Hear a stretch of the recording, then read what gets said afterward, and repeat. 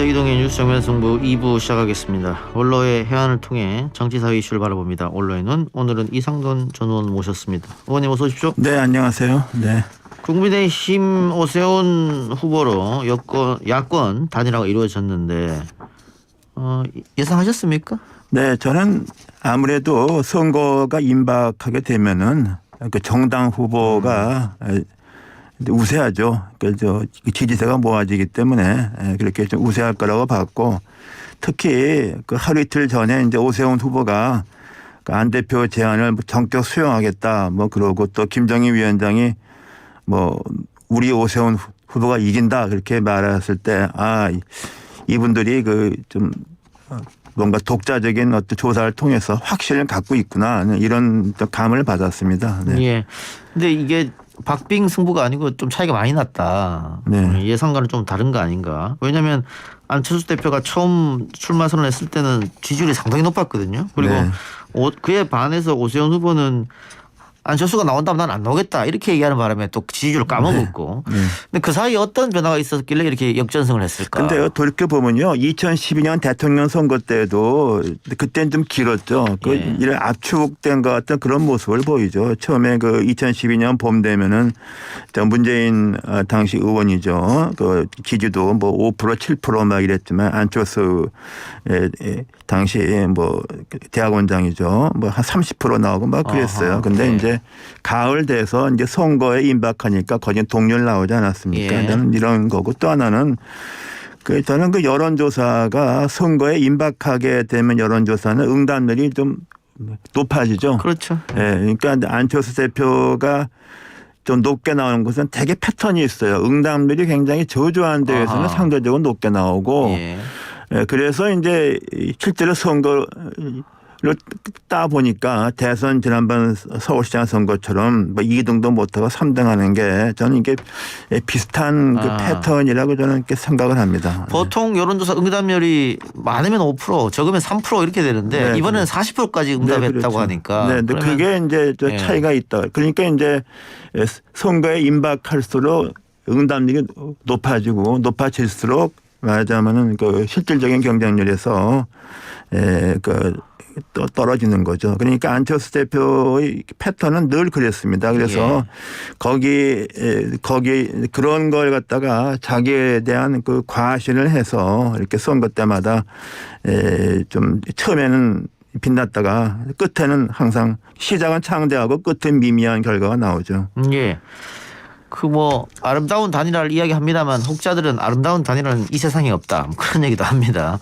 그 자기 일처럼 도와줄까요? 어떻게 보세요? 그 단일화라는 게 사실상 여론조사에서 이게 단일화한다는 거, 이게 정당 정치를 그냥 형해화시키는 거 아닙니까? 그건 그렇죠. 예. 네, 비정상적인 거고 이제는 좀 이번에 마지막으로 이제 그런 걸 좀 해서는 안 된다고 보고요. 그리고 이번 같은 경우는 솔직히 국민의힘이 그 뭐 잘한 게 있어서 그렇게 합니까? 예.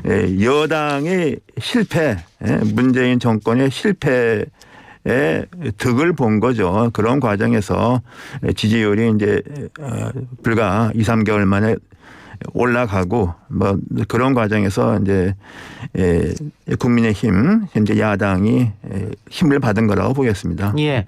앞으로 안철수 대표는 어떻게 정치 길을 걸을까요? 뭐 서울시 공동 운영 이야기도 합니다만 글쎄 그건 오세훈 후보 측에서 안 받으면 그만인 것이고. 네. 뭐 차기 대권 얘기도 있고 제3지대 윤석열과 손잡는 얘기도 있고 어떻게 보세요? 글쎄 서울시장은 한 명뿐이지 공동 그게 말이 안 되죠. 안 되고, 또 우리가 대부분 사람들이 특히 이제 안철수 대표를 겪어본 사람들은 특히 잘하는 건데, 안철수 대표가 다른 사람하고 같이 하는 게 그게 굉장히 힘듭니다. 예. 그래서 같이 했던 유승민 의원이나 뭐 손학규 전 대표 같은 사람들이 다들 뭐 그렇게 그 후회하는 바가 굉장히 많죠. 난 그래서 공동정부 그건 뭐 말이 안 된다고 보고요. 그렇다고 해서 뭐 정치를 접을 사람도 아니고 뭐 내년 대선 뭐 이렇게 곧 또 이제 움직일 거라고 봅니다. 그 군대에서 하는 말 있잖아요. 뭐 안 되면 될 때까지 뭐 안 되면 되게 하라 뭐 이런 심정이 돼 있지 않은가 하는데, 좀 그 정치권의 혜성처럼 나타났을 때는 새 정치 같은 어떤 그 뭔가 비전을 보여줬던 희망을 줬었는데 지금은 이건 정치공학 중에서도 참 막장 정치공학 같은 이런 현상을 보여서 좀 그런 것이 좀 서글픈 면도 있습니다. 교수님이 보시기에 그러면 안철수 미래는 장밋빛은 아니네요. 글쎄요, 뭐 이게 뭐 이렇게 볼 수 있죠. 아, 저거 봐라. 오세훈 그 시장 당선자가 국회의원 떨어졌는데 시장은 되더라. 뭐 이렇게 하면 뭐 그렇게 생각할 수 있는데 저는 또 그거는 좀 경우가 다르다고 봅니다. 예. 자, 김종인 비대위원장 얘기도 좀 해보죠. 그 어떤 언론에서는 안철수는 오세훈에 진 게 아니라 김종인한테 졌다 이런 제목도 달았더라고요. 그러니까 안철수 대표가 지지율이 높을 때 그때 그 다른 국민의힘 의원들이 러브콜을 보냈는데 김종인 위원장은 평가 절하해 버렸거든요. 네.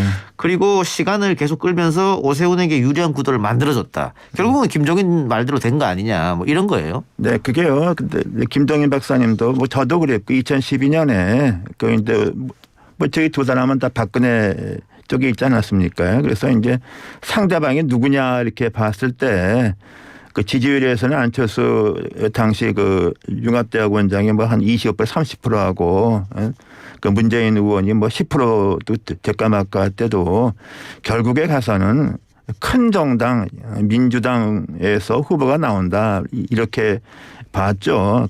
그게 정상이죠. 그 정치를 쭉 본 사람들은 당연히 그렇게 생각하는데 저는 이 안철수 대표를 갖다가 거론했던 사람들이 과연 진정성이 있었느냐 그거보다는 이 당권 같은 걸 계산을 하고 김종인 위원장을 뭐 흔든 게 아니냐 저는 좀 그런 느낌을 많이 받았고요. 그리고 또 김종인 비대위원장이 뭐 하는 사람입니까?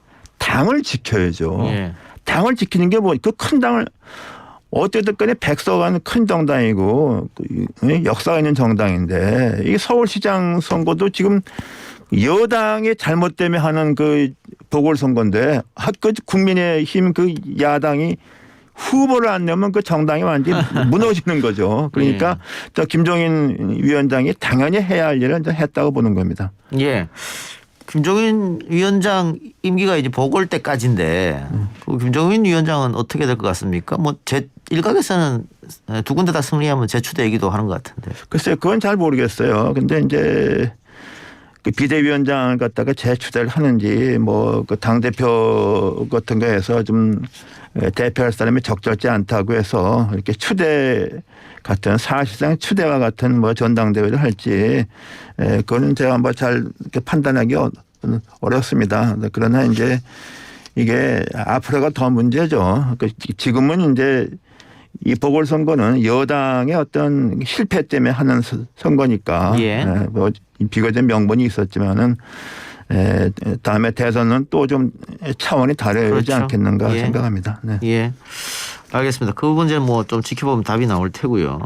여권 이야기도 좀 해보죠. 지금 박영선 후보도 처음에 등장했을 때 지지율이 상당히 높았는데 여러 가지 여권발 악재로 인해서 지지율이 굉장히 떨어졌습니다. 이제 선거는 2주 남았고요. 그 사전 투표자가 있으니까 실질적으로 뭐 한 열흘 남았다. 열흘 동안 반전할 기회가 있을까 어떻게 보십니까? 물론 그 여론조사가 뭐 100% 신뢰할 수는 없지만은 지금 뭐 볼 때는 사실상 그 너무 벌어져 있기 때문에 민주당의 어떤 콘크리트 고정층 외에는 상당히 많이 이탈했다고 보이죠. 그래서 뭐 저는 뭐 박영선 후보와는 각별한 사이라서 좀 안타깝지만은 이건 본인 잘못도 아니고 본인 책임도 아니고 다만 이제 정권의 심판 선거가 되니까 뭐 이렇게 됐다고 보죠. 그러나 이제 앞으로 이제 얼마만큼 뭐 선전을 할는지 뭐 선거 결과와 관계없이 이후에는 또 박 전 장관이 뭐 어떤 행보를 할지 막 이런 것도 좀 관심 대상이라고 봅니다. 예. 교수님 방금 말씀처럼 콘크리트 지지층은 있습니다 민주당에. 그런데 이번 재보궐선거는 투표율이 낮을 것이다. 뭐 역대 재보궐이 투표율이 50% 넘은 적이 없으니까요.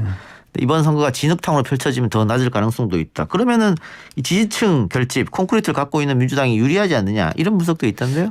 근데 지금은요, 그렇게 생각하는 건 좀 이게 어느 정도가 됐을 때 얘기죠. 말하자면 LH 사건이 생기지 않았으면은 그러면 이제 한번 열어봐야 한다고 돼버렸는데 지금 여권에 대한 어떤 불만이랄까 실망 여기다가 LH 이 사태가 그야말로 그냥 휘발유를 갖다가 부은 거나 마찬가지 않습니까? 예. 그래서 아무리 좀 박영선 전 장관의 후보 개인 경쟁력이 좋고 또 민주당이 지금 서울시 뭐 강남 빼고서는 다 민주당이죠. 그렇게 조직이 있지만은 과연 극복을 할 수 있을지 그걸 극복하면 대단한 거죠. 예. 네. 알겠습니다. 하나만 더 여쭙겠습니다. 박영선 후보가 고 박원순 시장 건에 대해서 직접 사과를 했고 그리고 다음 날 고민정 진선미 의원들이 캠프에서 사퇴를 했고 그것으로 뭐 일단락 되는 거 아니냐 싶었는데 임종석 전 비서실장이 어제 갑자기 SNS에서 박 시장에 대한 글을 올리면서 다시 한번 논란이 불거졌거든요. 그래서 임종석 전 비서실장의 정무적 판단 미스다 이런 얘기도 있고 자기 정치하려고 SNS로 글을 쓴 게 아니냐 이런 비난도 있는데 왜 이런 글을 썼다고 보세요? 글쎄요. 뭐 알 수가 없어요. 알 수가 없어. 그 심하게 얘기하면은 서울시장 선거는 이제 다 이제 안 되니까 뭐 내 정치하겠다 뭐 이런 건지 그거는 제가 볼 때는 진짜로 이건 말이 안 됩니다. 이게 진짜로 뭐 이번 선거가 여당한테는 세상에 중요하지 않은 선거가 없습니다. 그렇죠. 서울시장 선거인데 이건 굉장히 그야말로 경거망동한 거예요. 판단력이 이게 문제가 있는 겁니다. 제가 자기 정치 여쭤본 이유가 그 친문 세력에서 민주당 내 제3의 후보를 만들겠다. 이재명, 이낙연이 아닌 이런 얘기 있었지 않습니까? 네네. 그러다 보니까 임종석 전 실장이 그 친문 지지자들 향해서 이 러브콜을 보낸 게 아니냐 이번 SNS가 그런 이야기 있어서 제가 여쭤봤어요. 네, 근데 솔직히 좀 지금 왜 이렇게 문재인 정부가 지난번 총선 이후에 불과 얼마 만에 이렇게 지지율가 떨어졌는가에 대해서 한번 원인을 생각해 봐야죠. 그거는 이른바 그 친문이라고 어떤 주류라고 볼 수 있는지 모르겠어요. 지금까지 취했던 몇몇 가지 행태 그게 심판을 받은 거 아닙니까?